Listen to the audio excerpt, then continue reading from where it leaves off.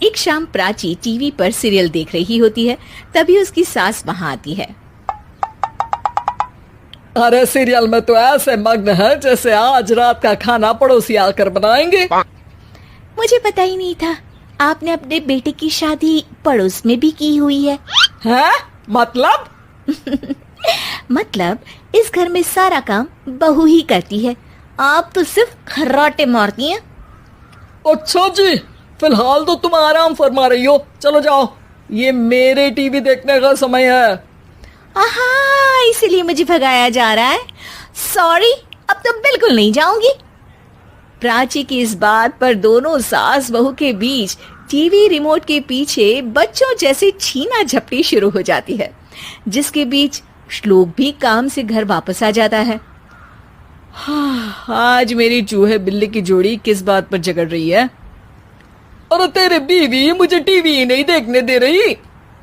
अरे तुम्हारी मम्मी मुझे खाना बनाने के लिए फोर्स कर रही है। अरे वाह, ऐसे बेतुके रीजन पर तो बच्चे भी झगड़ा नहीं करते।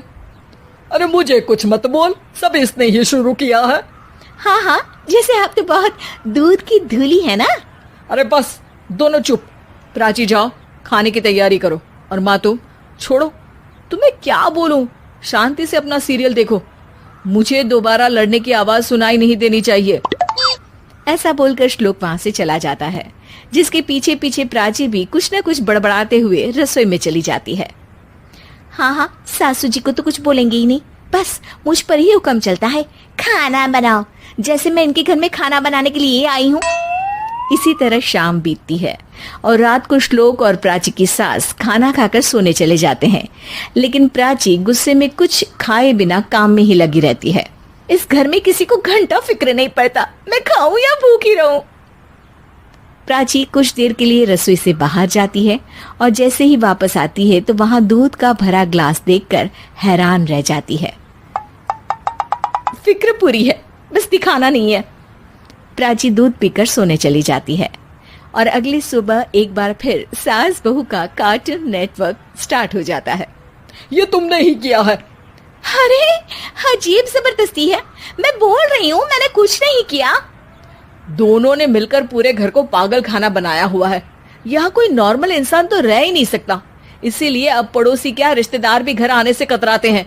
और सुन बेटे, तू भी चंगा, तेरी माँ भी चंगी, तेरी बीवी भी चंगी, रिश्तेदार।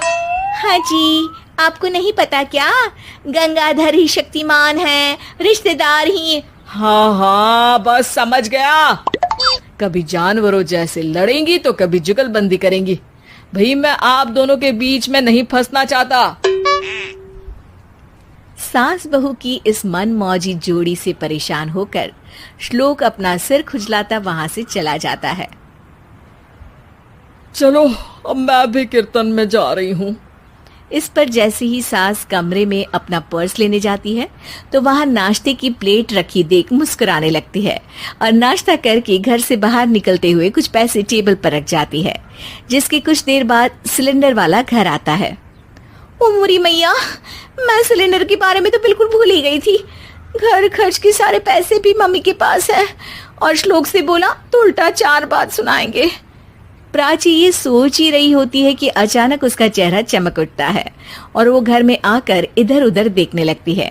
तभी उसकी नजर टेबल पर रखे पैसों पर पड़ती है, जिन्हें वो सिलेंडर वाले को दे देती है। ये सब श्लोक देख लेता है। अच्छा बेटे, इतना बड़ा घोटाला, सबके सामने मैं तेरी दुश्मन और पीठ पीछे तेरी मेरी यारी। इस पर श्लोक एक प्लान बनाता है और शाम को सब एक साथ बैठे होने पर बोलने लगता है। माँ, तुम दोनों की बहुत लड़ाई होती है, इसलिए मैं सोच रहा हूँ कि प्राची को उसके घर छोड़ाऊं, इससे वो भी खुश रहेगी और तुम भी। अचानक श्लोक की ये बात सुनकर सास बहू शौक से उसकी तरफ देखती हैं। अरे ऐसे कैसे घर छोड़ाओगे, मुझे कहीं नहीं जाना।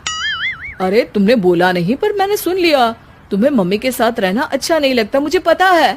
अरे वो अरे, जब बहू खुद कुछ काम बोले तो वो तुझे सुनता नहीं, और अब जो इसने बोला ही नहीं वो तू समझ गया।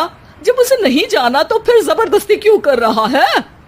अच्छा, फिर आपको मौसी के घर छोड़ाता हूँ, बस अब आप दोनों एक घर में एक छत के नीचे नहीं रह सकती। मैं इस टॉम एंड जेरी की जोड़ी को और नहीं झेल सकता। है? ऐसे कैसे नहीं रह सकते? तुम्हें इतनी दिक्कत है तो तुम्हारा बोरिया बिस्तर पैक कर देती हूँ, लेकिन मम्मी जी कहीं नहीं जाएंगी। बिल्कुल यही सुनना था मुझे। अगर दोनों में इतना ही प्यार है फिर हर वक्त ये लड़ाई का नाटक क्यों करती हो? देखा मैंने कैसे माँ किचन में दूध रखती है और तुम उनके लिए कमरे में नाश्ता रखती हो, और कैसे वो पहले ही तुम्हारी दिक्कत समझकर घर में पैसे रखकर बाहर जाती है। अरे भाई, इतना ड्रामा तो डेली सोप में भी नहीं होता जितना तुम दोनों ने इस घर में फैलाया हुआ है। तू हमें टॉम एंड जेरी बोलता है ना, तो याद कर वो दोनों भी एक दूसरे को बाहर वालों की बुरी नजर से बचाने के लिए हमेशा सबके सामने लड़ते थे, लेकिन अकेले में दिक्कत के समय मदद भी तो करते थे। बस हमारा रिश्ता भी कुछ ऐसा ही है। और वैसे भी अगर सास बहू में तू मैं नहीं होती तो दुनिया वालों को कहानियां कैसे मिलेंगी?